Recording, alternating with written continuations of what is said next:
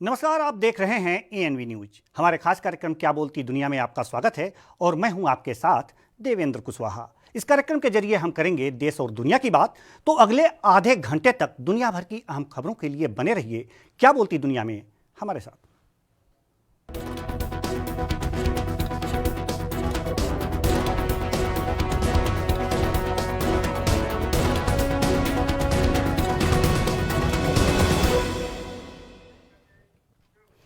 America व चीन के बीच बढ़ता शीत युद्ध यूपी के लिए खास अवसर लेकर आया है। वे कंपनियां जो चीन से कारोबार समेटने वाली हैं या वहां इसे और विस्तार देने की इच्छुक नहीं हैं, उन्हें आकर्षित करने के लिए यूपी सरकार ने खास रोड मैप तैयार किया है। एक रिपोर्ट देखिए।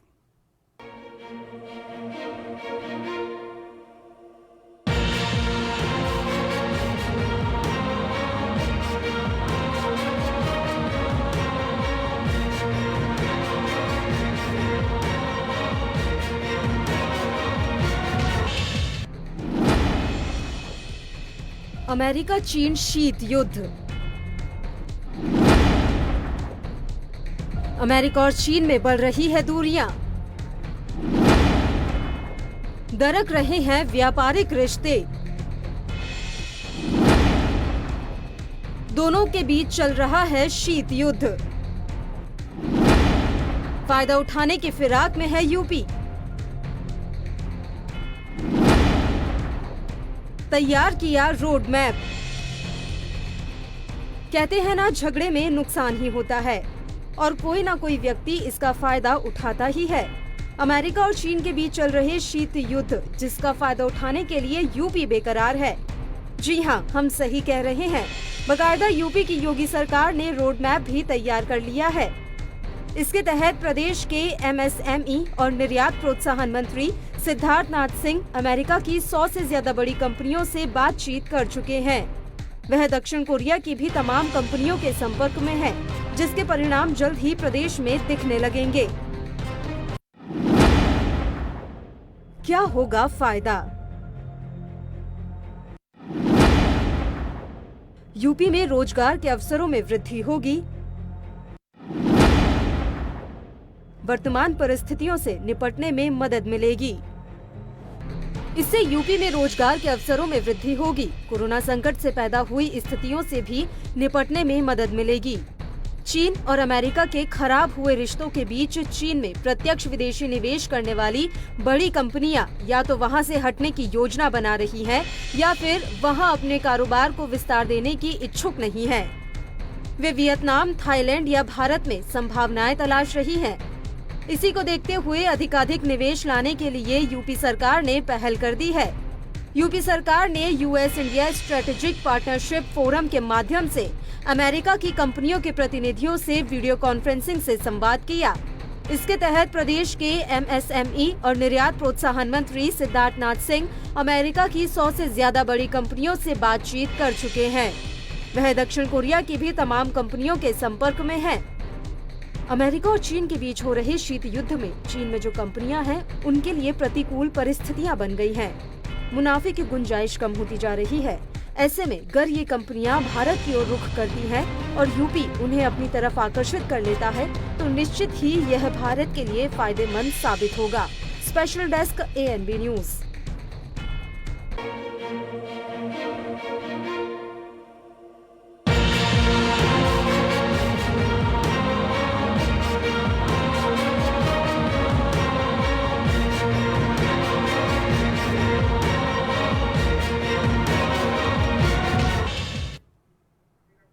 खबरों में आगे बढ़ने से पहले चंडीगढ़ से एक बड़ी खबर जिस पर नजर डाल लेते हैं। चंडीगढ़ से बड़ी खबर। बैठक के बाद चंडीगढ़ प्रशासन का फैसला आया है। आज रात 12 बजे से चंडीगढ़ में कर्फ्यू खत्म कर दिया गया है। तो बड़ी खबर आपको बता रहे हैं, दुकानें सुबह 10 बजे से शाम 6 बजे तक खुलेंगी। पंचकुला मोहाली से प्रवेश करने के लिए आई कार्ड या पास। बैठक के बाद चंडीगढ़ प्रशासन का यह फैसला आया है। बड़ी खबर आपको बता रहे हैं, आज रात 12 बजे से चंडीगढ़ में कर्फ्यू खत्म कर दिया गया है। दुकानें सुबह 10 बजे से शाम 6 बजे तक खुलेंगी। पंचकुला मोहाली में प्रवेश करने के लिए आई कार्ड या पास की जरूरत नहीं होगी। तो बड़ी खबर आपको बता रहे हैं चंडीगढ़ से। बैठक के बाद चंडीगढ़ प्रशासन का यह फैसला आया है कि आज रात 12 बजे से चंडीगढ़ में कर्फ्यू खत्म कर दिया गया है। इस खबर पर ज़्यादा जानकारी के साथ हमारे संवाददाता विनीत कपूर फोन लाइन पर मौजूद हैं। जी विनीत कपूर जी, चंडीगढ़ में कर्फ्यू आज 12 बजे के बाद खत्म कर दिया जाएगा, रात के बाद। जी, और क्या ताज़ा अपडेट है आपके पास? बिल्कुल, देखिए, चंडीगढ़ के अंदर जिस तरह से लगातार कर्फ्यू जारी था, तो अब प्रशासन ने फैसला लिया है कि चंडीगढ़ से कर्फ्यू को खत्म कर दिया जाएगा। और इसके तहत चंडीगढ़ से कर्फ्यू भले खत्म हो जाएगा, लेकिन 17 मई तक चंडीगढ़ के अंदर लॉकडाउन जो है वो जारी रहेगा, क्योंकि केंद्र की तरफ से पूरे देश के अंदर लॉकडाउन किया गया। तो उसी के तहत अब जो केंद्र की गाइडलाइंस आई हैं, उसको चंडीगढ़ प्रशासन जो है वो पूरी तरह से फॉलो करता हुआ नजर आ रहा है। तो ऐसे में चंडीगढ़ के कई इलाकों को जोन्स में बांट दिया गया है। 6 ऐसे एरियाज हैं जो कहीं ना कहीं रेड जोन के अंतर्गत आते हैं, जहां पर किसी भी तरह की एक्टिविटी नहीं होती नजर आएगी। लेकिन बाकी जो एरियाज हैं वहां पर जरूर लोगों को राहत दी गई है। सीधे तौर पर जो इंटरनल सेक्टर मार्केट्स हैं, यानी सेक्टर के अंदर जो इंटरनल मार्केट्स बनी हुई हैं, वो सुबह 10 बजे से शाम 6 बजे तक ऑड इवन फॉर्मूला के तहत खुलती हुई नजर आएंगी। 4 तारीख से ये ऑर्डर जो हैं ये लागू हो जाएंगे। इसके अलावा अगर हम बात करें, सभी सरकारी ऑफिसेज जो हैं ये खुलते हुए नजर आएंगे, लेकिन एमएचए की गाइडलाइंस को इनके द्वारा फॉलो करने की जरूरत है। इसके अलावा अगर हम नॉन एसेंशियल एक्टिविटीज की बात करें, तो रात 7 बजे से लेकर सुबह 7 बजे तक ये एक्टिविटी पूरी तरह से प्रतिबंधित रहेगी। इन एक्टिविटी की इजाजत नहीं होगी। इसके अलावा चाहे कोई भी जोन हो, वहां पर 65 साल से अधिक उम्र वाले व्यक्तियों को, या फिर छोटे बच्चों को जिनकी उम्र 10 साल से कम है, या फिर प्रेग्नेंट महिलाओं को घर में रहने की ही हिदायतें दी गई हैं। सेफ्टी पर्पस की वजह से यह फैसला लिया गया है। इसके अलावा इंसान 4 व्हीलर का इस्तेमाल कर सकता है, इसके लिए उसको कोई विशेष पास की जरूरत नहीं होगी। लेकिन 4 व्हीलर, चाहे उसमें हम कार की बात करें, जीप की बात करें, केवल 2 ही व्यक्ति बैठ सकते हैं। इसके अलावा अगर हम बात करें तो ऑल मॉल्स जो हैं, जो चंडीगढ़ के अंदर मॉल्स बने हुए हैं, या फिर जो मार्केट कॉम्प्लेक्सेस हैं, वो बंद रहेंगे। बड़ी जो दुकानें हैं वो भी बंद रहेंगी। इसके अलावा जो भीड़ भाड़ वाली मार्केट्स थी, चाहे उसमें हम रेडी मार्केट की बात करें, शास्त्री मार्केट की बात करें, पटेल मार्केट की बात करें, कृष्णा मार्केट की बात करें, तो ये सभी बंद रहेंगी। इसके अलावा रेस्टोरेंट, बार, स्वीट शॉप और ईटिंग की जो दुकानें हैं, या फिर वेंडर्स हैं, या होटल हैं, या यहाँ पर पका हुआ खाना सप्लाई किया जाता था, वो सब बंद रहेंगे। सभी तरह की जो अपनी मंडीज चंडीगढ़ के अंदर लगती हैं विभिन्न सेक्टरों में, वो भी बंद रहेंगी। लोगों को सरकारी बसों के माध्यम से ही प्रशासन सब्जियां उपलब्ध कराता हुआ नजर आएगा। इस तरह के कई बड़े ऑर्डर जो हैं वो आज की इस रिव्यू बैठक में लिए गए हैं, लेकिन हाँ, लोगों को जरूर राहत मिलती हुई नजर आएगी। जी विनीत कपूर जी, इस तमाम जानकारी के लिए आपका बहुत बहुत धन्यवाद। खबरों में आगे बढ़ते हैं। डॉक्टर, स्वास्थ्यकर्मी और सफाई कर्मी जान जोखिम में डालकर कोरोना वायरस से संक्रमित मरीजों का इलाज कर रहे हैं और उनकी देखभाल कर रहे हैं। लिहाजा सेना के तीनों अंगों के जवानों ने कोरोना योद्धाओं को सलामी दी और उन पर फूल बरसाए। एक रिपोर्ट देखिए।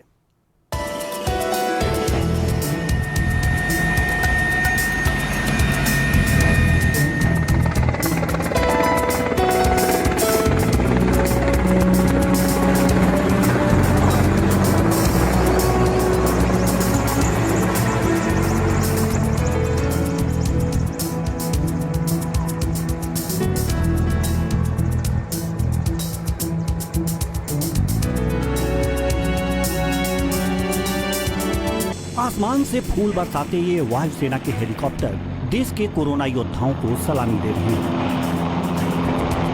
साथ ही क्वारंटीन सेंटर के बाहर बज रही यह भारतीय सेना की बैंड कोरोना वायरस से पीड़ित कोरोना मरीजों की सेवा में लगे उन तमाम डॉक्टरों, नर्सों और सफाई कर्मियों के लिए है जो अपनी जान जोखिम में डालकर लोगों की जिंदगियों को बचाने की जीतों कोशिश कर रहे हैं।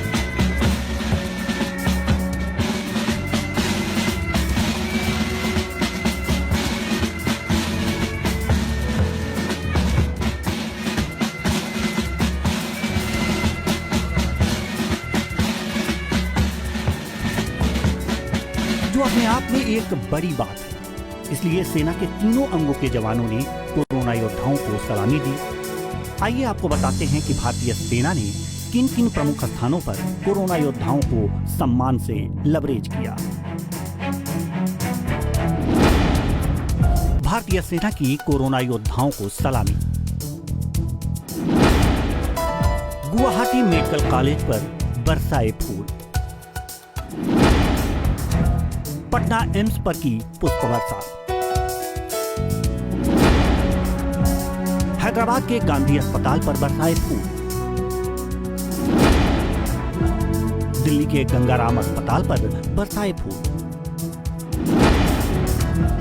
एम्स पर की पुष्प वर्षा। दिल्ली के RML अस्पताल पर की पुष्प वर्षा।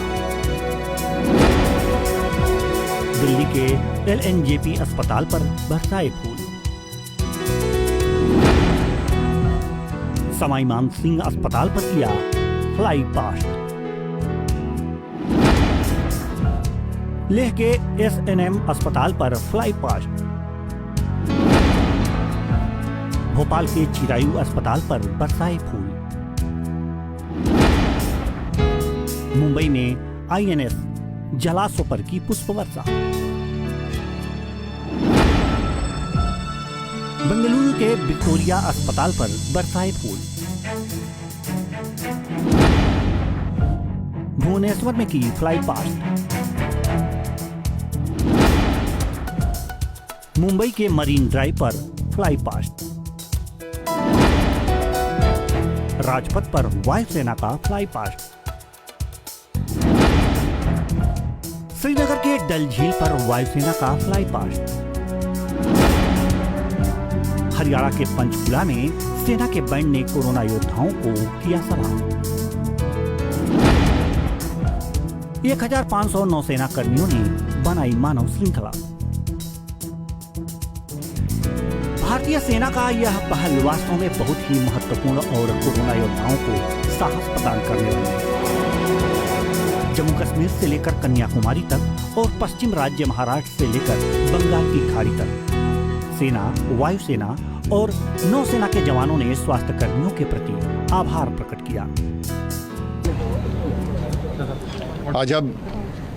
आज हम यहाँ पे अपने पूरे डॉक्टर्स, जो सपोर्ट स्टाफ, पूरे सफाई कर्मचारी, पुलिस, इन सबको जो है अपना धन्यवाद जाहिर करने के लिए हमने अपने तरीके से जो है यहाँ पे इकट्ठे हुए हैं। और हम बहुत खुशी है कि ये हमारे सारे जो डॉक्टर्स हैं, बाकी सब लोग जो सपोर्ट स्टाफ है, हमारे देश के लिए जो है इतना अच्छा काम कर रहे हैं। धन्यवाद। कोरोना योद्धाओं को सलामी देने के लिए तीनों सेनाओं ने अनोखा अंदाज अपनाया। वायुसेना ने पूरे देश में फ्लाई पास्ट करके फूल बरसाए और डॉक्टरों, पुलिसकर्मियों और सफाई कर्मियों को धन्यवाद देने के साथ साथ उनकी हौसला अफजाई की। वहीं कोरोना योद्धाओं ने भी सेना को इसके लिए धन्यवाद दिया। मैं सारे आर्म फोर्सेस को और सारी देश की जनता को धन्यवाद करना चाहूँगा कि आज उन्होंने हमें ये सम्मान दिया। हमारे सारे जो टीम है, चाहे वो डॉक्टर्स हों, नर्सेज हों, रेजिडेंट्स हों, पैरामेडिकल स्टाफ हो, सैनिटेशन वर्कर्स हों, सब कोविड की लड़ाई में लगे हुए हैं। और ये एक हमें बहुत ज़्यादा बूस्ट मिलता है कि जब लोग हमें ऑनर करते हैं, हमारी याद करते हैं। और यही मैं कहना चाहूँगा कि हम सब फिर से इकट्ठे होके और एक दफ़ा फिर और जोश के साथ इस लड़ाई में आगे बढ़ेंगे। सर, आज जो फैसिलिटी मेरा मानना है कि सारे हेल्थ केयर वर्कर्स को एक बूस्ट मिलता है। उनको ये लगता है कि हम अकेले नहीं हैं इस लड़ाई में, सारा देश हमारे साथ है। और ये जो फंक्शन है या फूल ऊपर से बरसाना जो है, ये एक बहुत बड़ा स्टेप है लोगों को मॉरल बूस्ट करने के लिए। इस टाइम में जब स्ट्रेस बहुत है, टेंशन बहुत है, आपको अपनी जान का भी खतरा रहता है, तो इसलिए मैं इस कदम के लिए बहुत धन्यवाद करना चाहूँगा।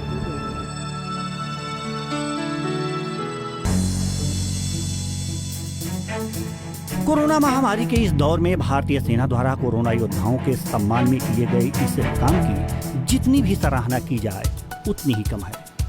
Special desk ANB news.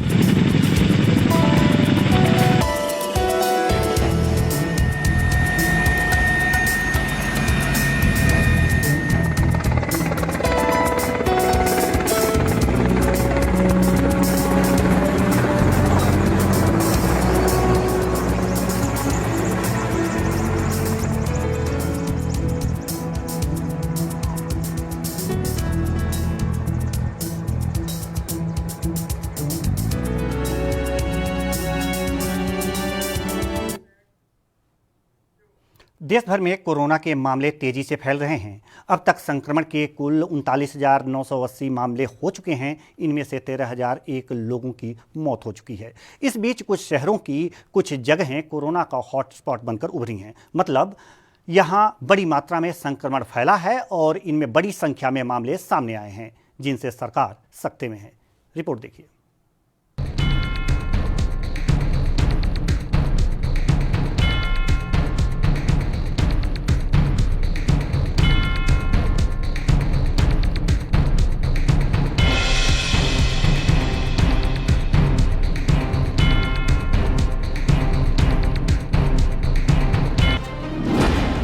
Corona का कहर। देश में कोरोना संक्रमित मरीजों की संख्या 39,900 के पार। मरकज के अलावा भी 6 कोरोना हॉटस्पॉट। सरकार की उड़ी नींद। देश भर में कोरोना का कहर जारी है। कोरोना लोगों को तेजी से संक्रमित कर रहा है। मामले लगातार बढ़ते जा रहे हैं। ऐसे में सरकार इसे रोकने के तमाम प्रयास कर रही है। लेकिन समस्या ये है, मरकज जैसे 6 जगहों को चिन्हित किया गया है जहां संक्रमण तेजी से फैल रहा है।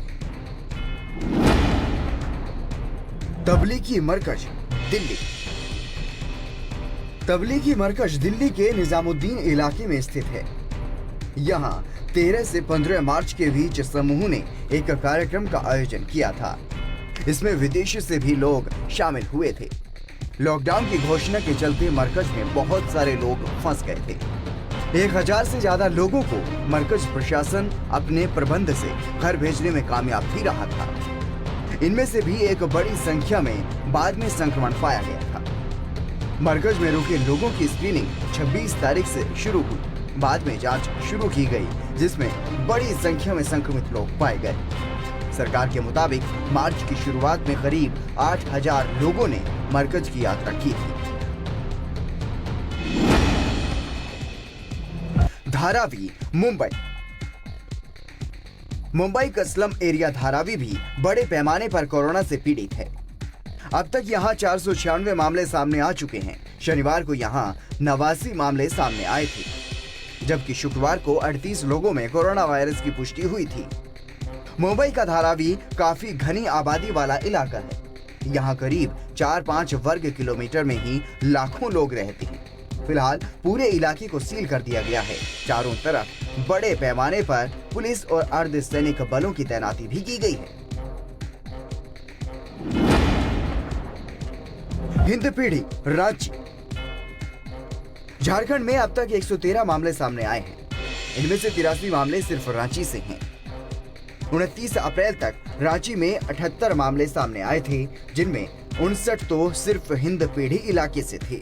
शनिवार को यहां एक और मामले की पुष्टि हुई है। ये इलाका भी रांची का घनी आबादी वाला हिस्सा है। नांदेड़ महाराष्ट्र। नांदेड़ में कोरोना के 20 मामलों की पुष्टि हुई है। यहाँ श्री हुजूर साहिब में बड़ी संख्या में सिख श्रद्धालु रुके थे। पंजाब सरकार इन्हें बसों से पंजाब ले गई और वहां इनकी जांच कराई गई, जिसमें अब तक 215 लोगों में कोरोना की पुष्टि हो चुकी है। यह पंजाब के कुल 772 मामलों का 1/4 से भी बड़ा हिस्सा है। बता दें कि पंजाब में पिछले 4 दिनों में दोगुने मामले हो चुके हैं। इस बीच महाराष्ट्र सरकार का कहना है कि यात्रियों की बसों में बैठने से पहले स्क्रीनिंग की गई थी। अब भी बड़ा सवाल बना हुआ है कि क्या इन लोगों को यात्रा के दौरान कोरोना हुआ या गुरुद्वारे में कोरोना फैल चुका था।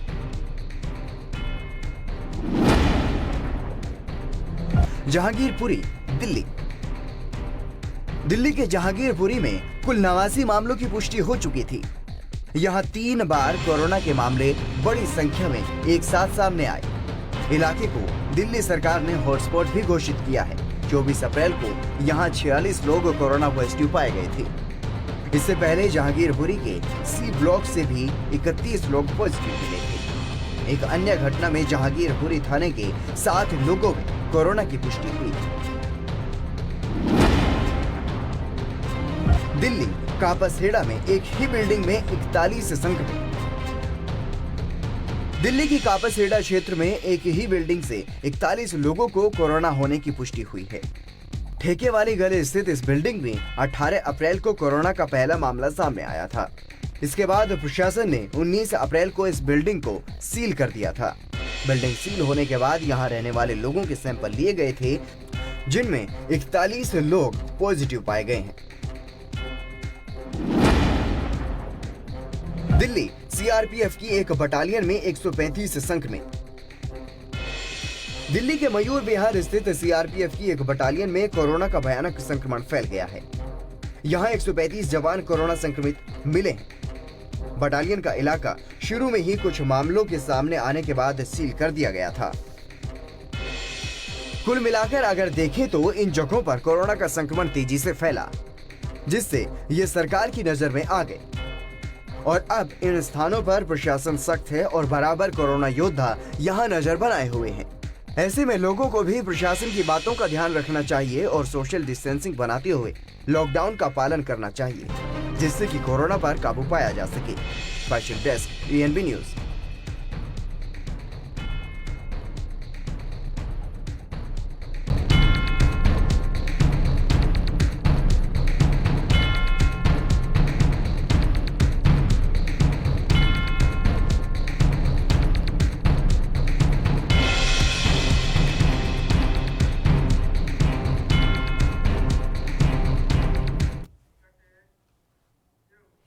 आज देश कोरोना के साए में जी रहा है। इस समय गरीब मजदूर से लेकर किसान सभी परेशान हैं। ऐसे में अगर किसी किसान के बैंक खाते से कोई दूसरा खाता धारक पैसा निकाल ले जाए तो उसे कैसा लगेगा। कुछ ऐसा ही हुआ एक किसान के साथ, जो अपनी मेहनत की कमाई बैंक में जमा करता गया और कोई दूसरा व्यक्ति उसे खाली करता गया। फिर क्या हुआ, देखिए इस रिपोर्ट में। फिर डायरी चेक की उन्होंने, तो एक ही खाते की 2 डायरी बना के दे दी सर ने। तो उसमें हमारी क्या गलती, सर बोला कि तो तुम्हारे खाता है। मैं जाना तो वो मोदी जी धन्यवाद देता हूँ उनको।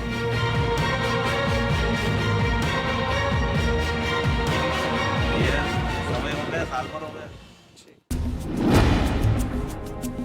बैंक की लापरवाही, बैंक की गलती, किसान परेशान। एक खाता और खाता धारक,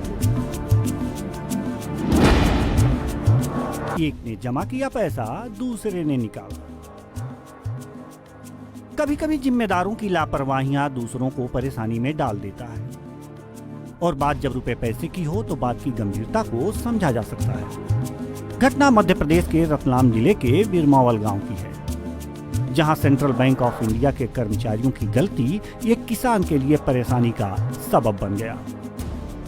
दरअसल बिरमावल गांव का रहने वाला किसान मुकेश रामचंद्र वर्ष 2018 में सेंट्रल बैंक ऑफ इंडिया के बिरमावल शाखा में अपना बचत खाता खुलवाया था और इसमें लगातार इसने अपने खून पसीने की कमाई जमा करता रहा।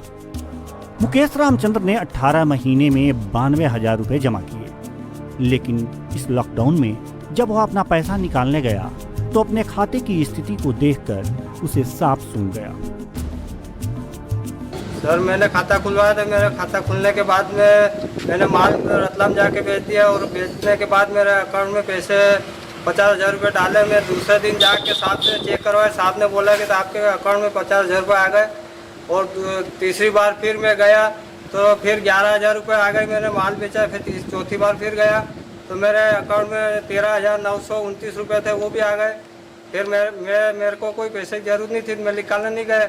उसके बाद में मेरे को पैसे की जरूरत थी, मैंने चेक कराई वहाँ पे तो साहब बोले आपके अकाउंट में 25,000 ही पड़े। मैंने बोला सर मैंने इतने पैसे डाले, 50 एक बार डाले, 11 एक बार डाले, 13,929 रुपये एक बार डाले, तो क्या आपके पैसे निकल गए। तो फिर मुकेश रामचंद्र की माने तो उसने पैसे निकाले नहीं, फिर ये पैसे निकले कैसे।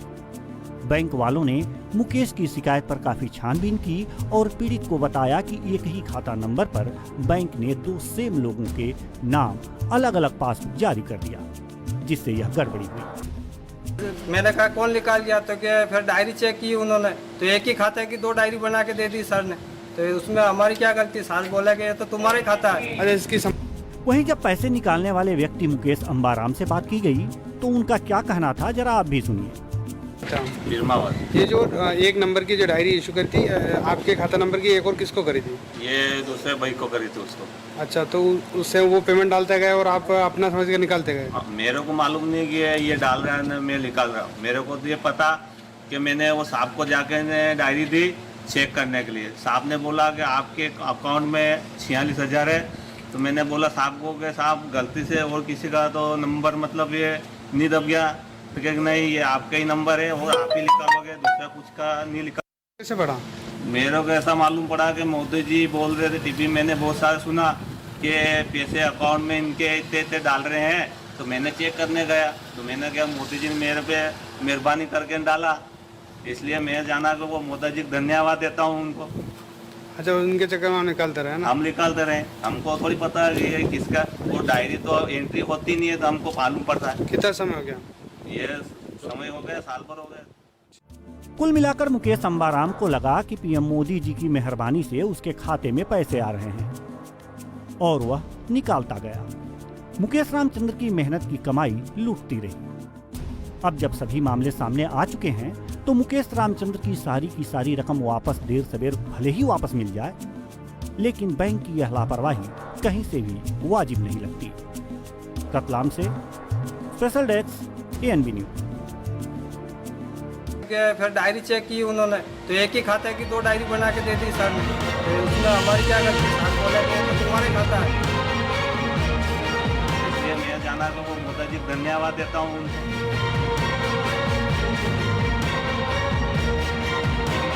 ये समय हो गया, साल भर हो गया।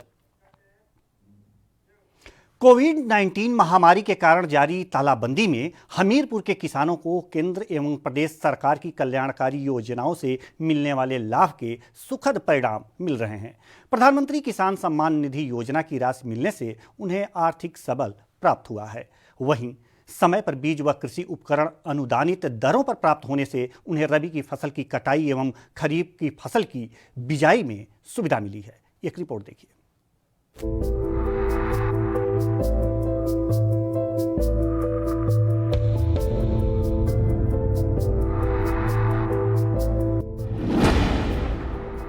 लॉकडाउन में किसानों को राहत। पीएम किसान सम्मान निधि योजना से मिली संजीवनी। किसानों के चेहरे पर चिंता की लकीरें हुई कम। कृषि विभाग भी कर रहा है लोगों का सहयोग। हिमाचल के हमीरपुर जिले में आजकल किसान फसल कटाई के कार्यों में व्यस्त है और आगामी मौसम में मक्के की फसल की बिजाई की तैयारियों में जुटे हुए हैं। सुनीता देवी महिला किसान हैं। इन दिनों वे फसल कटाई के कार्य में व्यस्त हैं। वे कोरोना से बचाव के लिए निश्चित दूरी का भी पूरा ध्यान रख रही हैं। पीएम किसान सम्मान निधि योजना के 2,000 रुपए बैंक खाते में आने से उनकी आर्थिक चिंताएं कम हुई हैं। कृषि विभाग की ओर से बीज भी समय पर मिल गया है। प्रधानमंत्री योजना द्वारा हमारे खाते में भी 2,000 रुपया आ रहा है। हमें कृषि विभाग द्वारा बीज भी प्राप्त हो रहे हैं। हम गेहूं की कटाई का उचित दूरी का भी ध्यान रख। गोपाल नगर दड़ूही के रहने वाले करमचंद ने बताया कि पीएम किसान सम्मान निधि योजना के 2,000 रुपए खाते में आ चुके हैं और खरीफ का बीज भी समय पर मिल गया है, जिसके लिए वे प्रदेश सरकार का आभार जताते हैं। मुझे 2,000 किसान सम्मान योजना के तहत मेरे खाते में पड़ गया है और समय से हमें बीज भी मिल रहे हैं। इसके लिए मैं प्रदेश सरकार का बहुत बहुत आभारी धन्यवाद करता हूँ। उपायुक्त हरिकेश मीणा ने कहा कि जिले में लगभग 60,000 किसान प्रधानमंत्री किसान सम्मान निधि योजना के अंतर्गत पंजीकृत हैं। किसानों को चरणबद्ध ढंग से राशि प्रदान की जा रही है। अभी तक 36,812 किसानों को इस योजना की 5वीं किश्त के 2,000 रुपए उनके खातों में डाले जा चुके हैं। उन्होंने कहा कि केंद्र और प्रदेश सरकार की ओर से निर्देशों के अनुरूप निषेधाज्ञा के दौरान किसानों को कृषि संबंधी गतिविधियों के लिए सशर्त छूट दी गई है। रबी के मौसम में उगाई जाने वाली फसलों और सब्जियों की तुराई, कटाई, भंडारण और विपणन आदि के भी समुचित प्रबंध किए गए हैं। किसानों को सामाजिक दूरी बनाए रखने समेत अन्य नियमों की अनुपालना सुनिश्चित करने के लिए प्रेरित और जागरूक किया गया है। जिले में किसानों को सभी सुविधाएं प्रोवाइड की जा रही हैं। अभी पिछले 10-15 दिन से फसलों के हार्वेस्ट का सीजन चला हुआ था, उसमें हमने उनकी सभी चीज़ों का ध्यान रखा और सीड डिस्ट्रीब्यूशन और दवाइयों की डिस्ट्रीब्यूशन के एस्पेक्ट में डिपार्टमेंट फुल काम कर रहा है।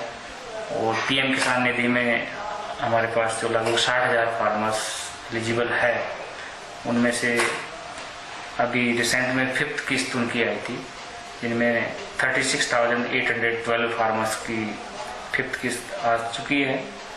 और जो तैयारियां हैं, नया सीजन जो सोविंग का सीजन आ रहा है, मक्की और जो दूसरी चीज़ें सोविंग करनी है, उसके रेस्पेक्ट में भी डिपार्टमेंट ने लगभग 8,000 फार्मर्स को अभी तक सीड डिस्ट्रीब्यूट किया है और ये जो काम फुल फ्लो पे चला हुआ है।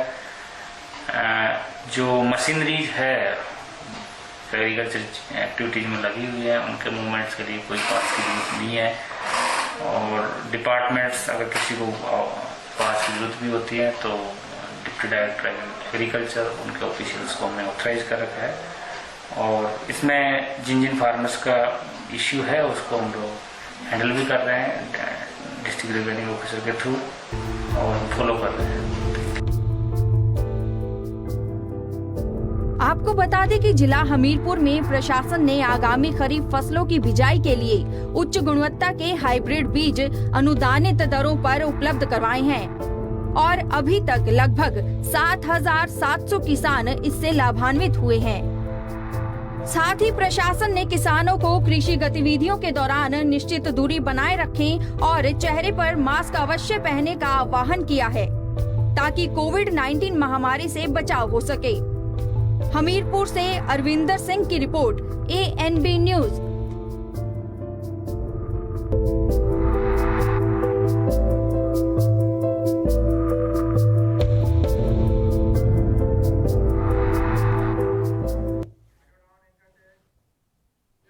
तो क्या बोलती दुनिया में आज के लिए बस इतना ही। तमाम खबरों के लिए आप देखते रहिए ANB न्यूज।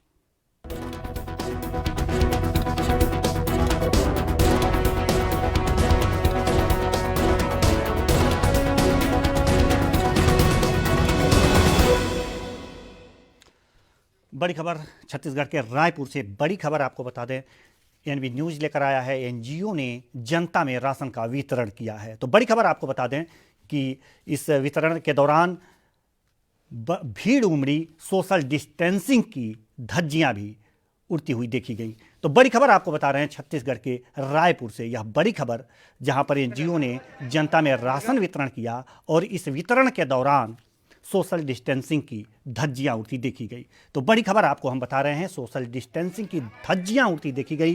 छत्तीसगढ़ के रायपुर में एक NGO ने राशन वितरण किया जिसमें सोशल डिस्टेंसिंग की धज्जियां उड़ती देखी गई। तो बड़ी खबर आपको बता रहे हैं हम छत्तीसगढ़ के रायपुर से, जहां पर एक NGO ने राशन वितरण किया और इस दौरान सोशल डिस्टेंसिंग की धज्जियां उड़ती देखी गई।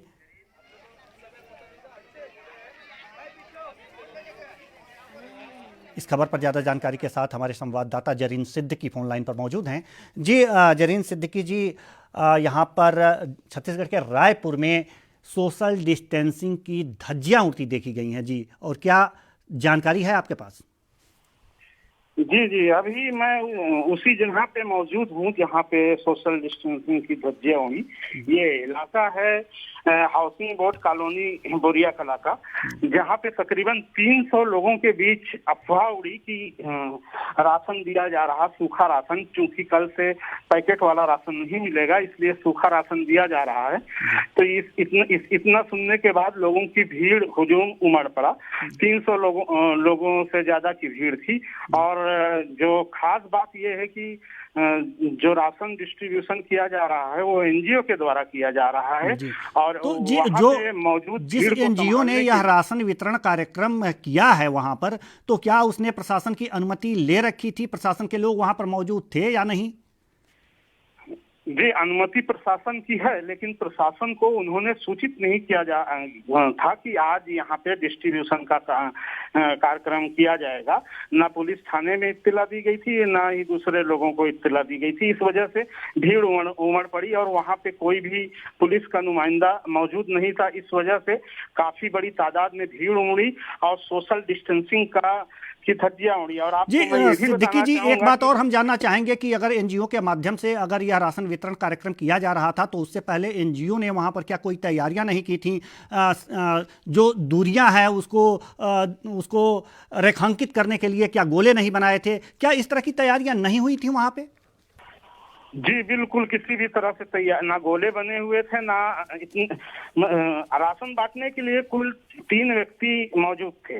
वो भीड़ को भी नहीं संभाल पा रहे थे, ना राशन बांट पा रहे थे। और इसी बीच अभी खबर ये भी मिल रही है कि 14 और पेशेंट मिल गए हैं। और जहाँ पे ये घटना है वहाँ पे ही थोड़ी दूर के मकान में 14 दिनों से एक व्यक्ति सर्दी जुकाम से पीड़ित है, वो बाहर का रहने वाला है। तो उसको अभी ये सूचना प्राप्त हुई है। तो जहां तक संभवतः ये भी है कि वो भी कोरोना से पॉजिटिव ही मरीज हो सकता है। जी बड़ी बहुत पुलिस की जी सोशल डिस्टेंसिंग का ध्यान रखना चाहिए था। एनजीओ ने अगर जो राशन वितरण किया तो पुलिस को, प्रशासन को इन्फॉर्म करना चाहिए था वहाँ पर, और सोशल डिस्टेंसिंग की तो ज़रूर ही उनको ध्यान रखना चाहिए था। इस तमाम जानकारी के लिए जरीन सिद्दीकी जी आपका बहुत बहुत धन्यवाद। तो